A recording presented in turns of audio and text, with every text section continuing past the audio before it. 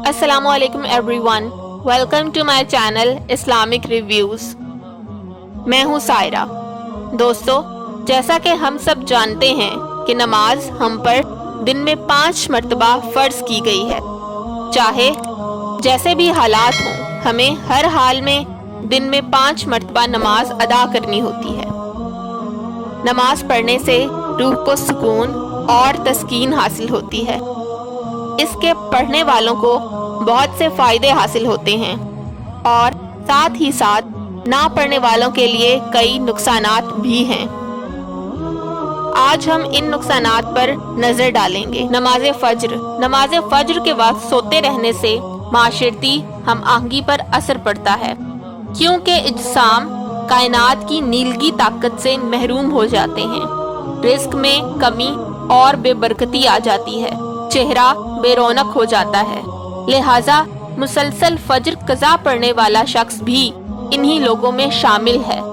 नमाज ज़ोहर, वो लोग जो मुसलसल नमाज ज़ोहर छोड़ते हैं और फिर वो बदमिजाजी और बदहज़मी से दोचार हो जाते हैं। इस वक्त कायनात जर्द हो जाती है और मैदा और निज़ाम इंहिज़ाम पर असरअंदाज होती है।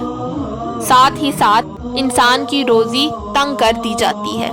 नमाज असर, अक्सर नमाज असर छोड़ने वालों की तख्लीकी सलाहियतें कम हो जाती हैं और असर के वक्त सोने वालों का ज़हन कुंद हो जाता है।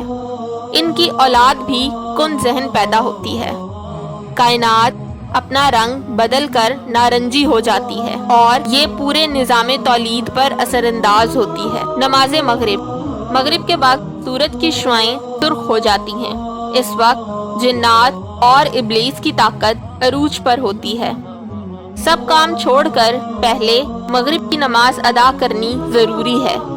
इस वक्त सोने वालों की कम औलाद होती है या होती ही नहीं, और अगर हो जाए तो उनकी औलाद नाफरमान होती है। नमाज इशा छोड़ने वाले हमेशा परेशान रहते हैं। कायनात नीलगी होकर स्याह हो जाती है और हमारे दिमाग और निज़ाम आसाब पर असरअंदाज होती है। नींद में बेसुकूनी और बुरे ख्वाब आते हैं और इंसान पर जल्द बुढ़ापा आ जाता है। दोस्तों, ये थे नमाज ना पढ़ने के चंद नुकसानात। मैं उम्मीद करती हूँ कि आपको ये वीडियो पसंद आई होगी। मेरी वीडियो को लाइक करें और मेरे चैनल को सब्सक्राइब करें। अल्लाह हम सबको नेक रास्ते पर चलने की तौफीक अता फरमाए और 5 वक्त का नमाजी बनाए, और हमें ऐसा इंसान बनने की तौफीक दे जिससे वो राज़ी हो जाए। आमीन। अल्लाह हाफिज़।